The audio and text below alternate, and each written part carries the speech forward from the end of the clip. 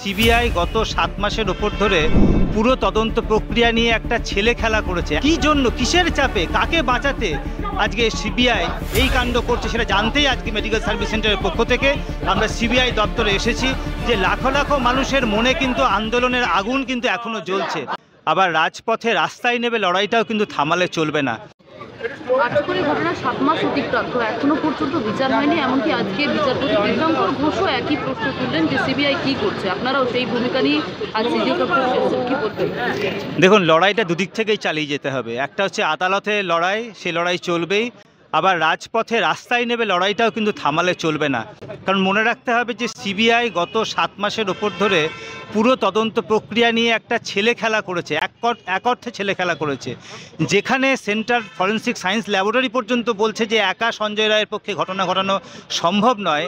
আজকে কিন্তু হাইকোর্টের জাজ পর্যন্ত দুটো প্রশ্ন, খুব রেলিভেন্ট প্রশ্ন তুলেছে যে একাধিক ব্যক্তি যুক্ত আছে কিনা সেটা হলফনামা দিয়ে আগামী শুক্রবার জানাতে বলেছে। এবং এই যে তথ্য প্রমাণ লোপাটের প্রশ্নটা এসছে, অভিযোগটা এসছে, সেই বিষয়েও কিন্তু একটা হলফনামা দিতে বলেছে। তাহলে হাইকোর্ট কিন্তু পরিষ্কার মনে করছে যে তথ্য প্রমাণ লোপাট হয়েছে এবং একা সঞ্জয় রায় দোষী হতে পারে না। তাহলে অবিলম্বে সাপ্লিমেন্টারি চার্জশিটটা দিক। কী জন্য, কিসের চাপে, কাকে বাঁচাতে আজকে সিবিআই এই কাণ্ড করছে সেটা জানতেই আজকে মেডিকেল সার্ভিস সেন্টারের পক্ষ থেকে আমরা সিবিআই দপ্তরে এসেছি জানতে যে আর কতদিন আপনারা সত্য গোপন করে থাকবেন।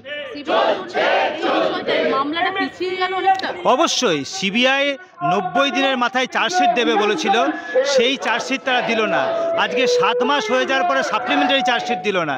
বিচার ব্যবস্থা কিন্তু মনে রাখবেন, তদন্তকারী সংস্থার যে এভিডেন্স তার ভিত্তিতে কিন্তু জাজ বিচার দেয়। তাহলে সেই এভিডেন্স যদি পর্যাপ্ত না হয়, সেই এভিডেন্সের মধ্যে সত্যতা না থাকে, তাহলে বিচার প্রক্রিয়া তো থেমে থাকবেই।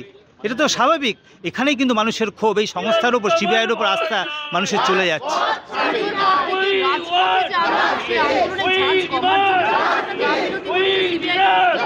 দেখুন, আন্দোলনের ওঠানামা থাকে সবসময়। মানুষ তার জীবনে বিভিন্ন সমস্যায় জেরবার, সরকারি বিভিন্ন প্রশাসনিক মহলে থ্রেট চলছে, ফলে সবসময় হাজারে হাজারে মানুষ রাস্তায় নামতে পারবেই এটা তো কোনো গ্যারান্টি দিয়ে বলা যায় না। কিন্তু এটা ঠিক যে লাখো লাখো মানুষের মনে কিন্তু আন্দোলনের আগুন কিন্তু এখনও জ্বলছে।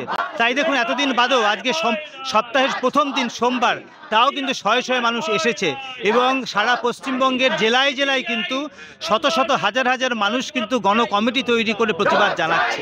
ফলে মানুষ প্রতিবাদ চাইছে। বাংলা হান্টের আরও খবর দেখতে নজর রাখুন। বাংলা খবর মানেই বাংলা হান্ট।